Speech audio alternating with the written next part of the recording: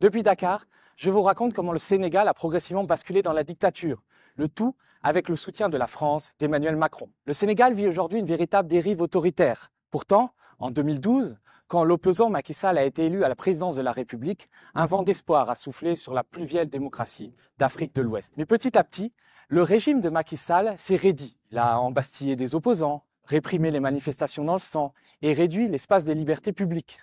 Aujourd'hui, le principal opposant, Ousmane Sonko, est emprisonné et empêché de se présenter à l'élection présidentielle. Une élection présidentielle qui, normalement, devait se tenir le 25 février prochain, c'est-à-dire dans quelques jours. Macky Sall, sous la pression populaire, avait renoncé à se présenter pour un troisième mandat. Il avait néanmoins assuré ses arrières en adoubant son poulain, son premier ministre, Amadou Ba. Mais le problème, c'est qu'Amadou Ba est très impopulaire et n'avait quasiment aucune chance d'être élu. Macky Sall a donc pris une décision radicale, une décision que beaucoup qualifient de dictatoriale. Il a purement et simplement reporté les élections. Après une annonce le 3 février, des heurts ont éclaté, ce qui n'a pas empêché les députés de la majorité présidentielle d'entériner le report de l'élection présidentielle au 15 décembre 2024, soit dans près de 10 mois, ce qui octroie à Macky Sall un temps supplémentaire à la présidence de la République. Beaucoup n'hésitent pas à qualifier ce report de la présidentielle comme une sorte de coup d'État institutionnel dans un pays qui, de longue date, a une tradition démocratique battue en brèche ces derniers temps, avec notamment les répressions de manifestations qui ont fait des dizaines de morts depuis 2021. Et l'image la plus frappante ces derniers jours, ce sont les gendarmes qui entrent dans l'Assemblée nationale sénégalaise pour en expulser les députés de l'opposition qui protestent contre ce coup de force.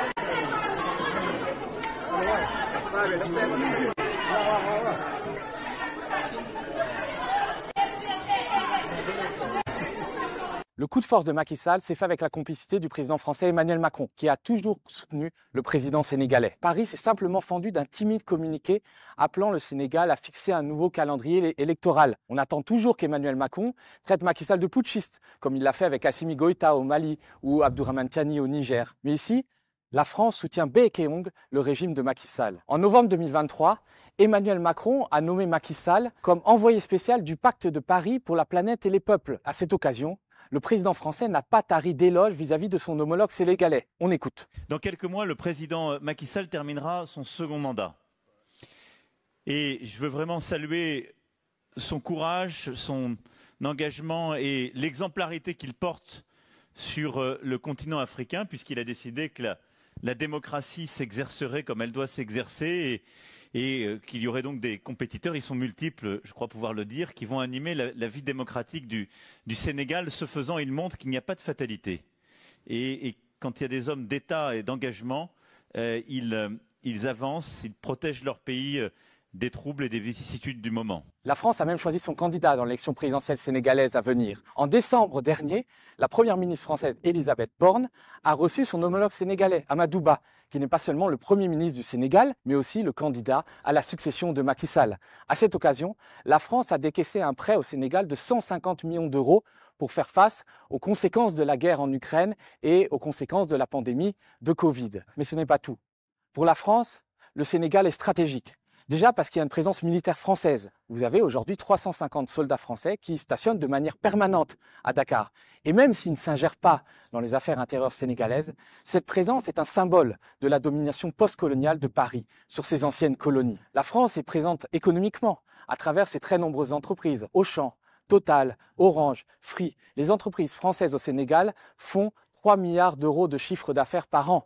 C'est énorme. Même des entreprises de communication s'en mettent plein les poches au Sénégal. L'agence française Concerto aide par exemple le candidat Amadou Ba à préparer sa campagne présidentielle. Cette même agence Concerto a travaillé pour le Quai d'Orsay dans la guerre informationnelle qu'il a opposée aux Russes. Évidemment, Paris préfère la stabilité au Sénégal, quitte à fermer les yeux sur les violations des droits de l'homme et la répression des manifestations. D'ailleurs, la France peut être considérée comme complice de la répression des manifestations au Sénégal. Paris livre du matériel militaire et sécuritaire au régime de Macky Sall, comme des blindés fabriqués par la société française Arcus ou des grenades de désencerclement fabriquées par la société tout aussi française Alcetex. C'est même des grenades de désencerclement qui ont été utilisées pendant la répression des Gilets jaunes et qui ont été ciblés pour leur dangerosité. Les réseaux France-africains, de la vieille France-Afrique, sont aussi très implantés au Sénégal. En 2022, via des intermédiaires israéliens, le régime de Macky Sall a acheté pour 77 millions d'euros d'armes à un marchand d'armes bien introduit dans les réseaux de la France-Afrique. Officiellement, cet achat d'armes était destiné à équiper les gardes forestiers, mais il a nourri les soupçons de surfacturation et de détournement de l'usage de ces armes. Car le vendeur d'armes n'est autre que Aboubacar Ima, alias Petit Boubé, un célèbre vendeur d'armes nigérien très entendu en France-Afrique. Il est notamment proche de la femme d'affaires Pascal Génin-Pérez. Alors dit comme ça, le nom de Pascal Pérez ne vous dit peut-être rien. Mais cette femme d'affaires très puissante est très introduite auprès de nombreux chefs d'État de la sous-région.